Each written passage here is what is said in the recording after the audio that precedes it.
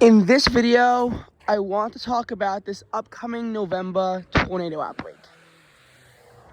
I want to talk about it because I think that this is really a dire situation for everyone involved. The moderate risk of severe weather unfortunately includes the big city of Memphis, and it stretches all the way down to Vicksburg. I watched the Ryan Hall Y'all video that says that Greenville and ultimately the southern part of the moderate risk will be the most impacted, leading into the enhanced risk. The thing is that the enhanced risk of severe weather is still pretty potent. A lot of major tornado outbreaks don't have a moderate risk, only an enhanced risk. And I think that the tornado outbreak that caused a tornado to devastate Winterset, Iowa, was only a slight risk, though it could have been an enhanced. And keep in mind that this is a day 2 moderate risk. We could see a high risk for day 1. We honestly could. It's not out of the question. Only 2 times in recorded history was there a day 2 high risk. One time in 2012, the other time in 2006, where they issued their only ever 60% risk for tornadoes. It's like a super high risk. Because keep in mind that on average is only 0.6%, and this is of course a chance that a tornado will directly strike within 25 miles of your location. That's what these percents are. So don't think it's 15% chance of a tornado, because if you do, you'll probably get injured. Or maybe you'll be spared, but do not think that. So we can honestly see a high risk in November. We have not seen a high risk in the United States for a tornado outbreak since March 25th, 2021, when we had the tornadoes devastate Alabama on that day. But since then, no high risk has ever been issued. Not for the December 10th tornado outbreak, not for the December 15th tornado outbreak. Both of them only saw moderate risks of severe weather. Even the one in early May did not see a high risk. The forecasters just could not be that confident that there was going to be a major tornado outbreak, so as such only gave a moderate risk of severe weather. That's a level 4 out of 5, but it wasn't a level 5. So we could see a high risk of severe weather, but I do want to talk about the situation. So there's a lot of eerie comparisons that I can draw to this. First of all, Vicksburg would be a heavily impacted area. Vicksburg, however, was devastated by an F5 tornado in early December of 1953. That's a similar time of year because we are in late November. It is late in the year, it's getting cold, and the way you can have a tornado outbreak really begin to shift over throughout the month of November before it's possible to be used simply by daytime heating of the atmosphere, fueling a tornado outbreak. Once you get later in the month though, until you get to mid-February, it has to be because of something relating to the jet stream. It has to be the jet stream that causes something interesting to happen. And wintertime tornado outbreaks are not the rarest thing in the world. 2022 was the 7th February in a row to have a fatal tornado touch down the United States. 2022 was in Alabama. 2021 was in North Carolina. 2020, Alabama. 2019, Mississippi. 2018, Kentucky and Arkansas. 2017, Louisiana and Illinois. 2016 was a whole bunch of places across the South. 2015, when there were only 2 tornadoes due to a very strong polar vortex, was the last time that there was no fatal tornado in the month of February. And if you think it's just been a recent trend, 2012 also had some really nasty tornadoes in the month of February. And even though 2013 didn't see a fatal tornado in February, a tornado did cause over 70 injuries in the month. But now that I derailed this video a little bit, I do want to talk about the situation at hand. So compared to the Vicksburg tornado, in case you're wondering how bad it was, 38 people died. Now, do I think that Vicksburg F5 is going to kill 38 people? Well, a tornado killing 38 people is not out of the question. but I don't think it's going to be an F5. Especially because tornadoes have been having a hard time recently achieving EF5 intensity, even if they deserve it. The last time a tornado was rated as an EF5 was the Moore tornado in May 2013. There were a few instances of potential EF5 tornadoes that were ultimately rated EF4 instead. The Manola tornado of April 2014 is a good example of this.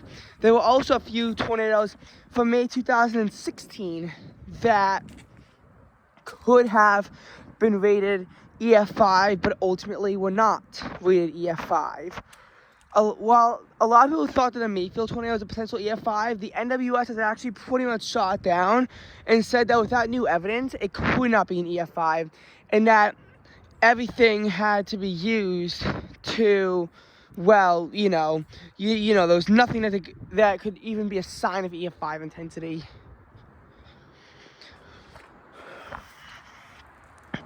And, ew. And while that, I think, is the prime example, there were several other tornadoes that couldn't be rated as an EF5. So we have not seen a potential EF5 in the U.S. in 6.5 years. And 6 years ago, we had the scary November tornado outbreak from November 27th to 30th. I think the 29th itself was the hardest hit day, and there were 6 deaths, as well as dozens of injuries, and quite a heavy load of damage.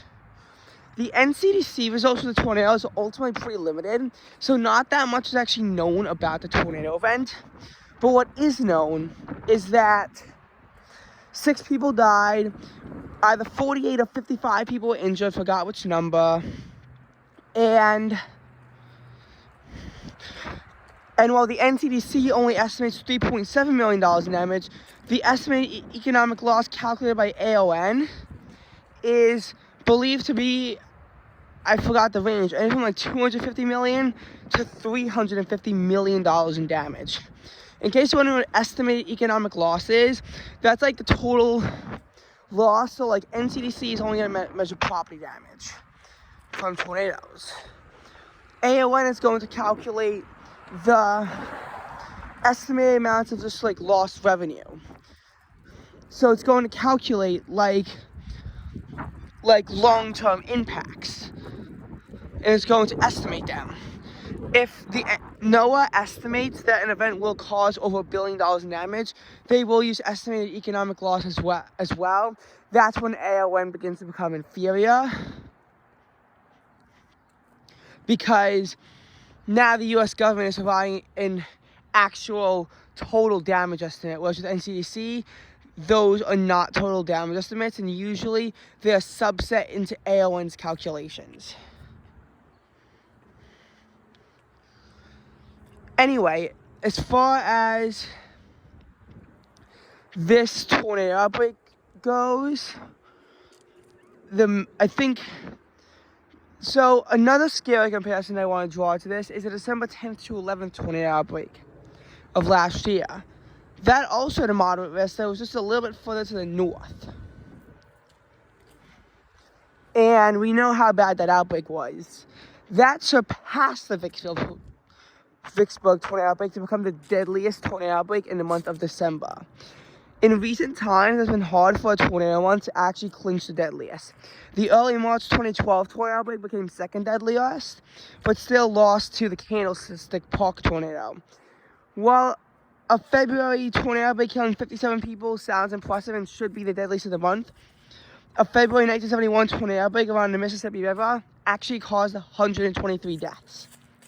In January, a recent tornado outbreak of 2017 could not be the deadliest tornado outbreak of the month of January, and that was because of a tornado outbreak, I think actually a single tornado in Hazelburg, Mississippi, that wound up killing 30 people 48 years prior. It's pretty difficult, but this is actually a time where a modern month was actually able to become the deadliest for tornadoes, at least since modern records began in 1950. So, yes, we've been seeing a hard time with this, but ultimately it was actually able to come through, and in a pretty disastrous way as well. Now, the mesoscales do also depend on where the heaviest damage occurs. But I really do want to say that, well, I don't think this is going to be as bad as December 10th to 11th tornado outbreak. This entire area should put themselves on guard. Flash flooding in Nashville will also be of concern. The Nashville area and Middle Tennessee as a whole has been hit by devastating flash floods in recent history. In March 2021, 7 people died and there's over $28 million in damage due to heavy flooding in Nashville itself, leading to some broken records and cars being submerged on Interstate 24. Meanwhile, in Waverly, more flooding in August of 2021 wound up leading to $101 million in damage. And is that? No, it's phone. And wound up leading to 20 people losing their lives instead. So, flash flooding in Middle Tennessee is definitely going to be a concern. We could see it try to overtake the tornadoes for being, the most memorable event of the tornado outbreak. But I don't think so. And really, I think that even the flash flood potential begins to go down once you cross the Appalachian Mountains. I think that even your potential for flash flooding will go down.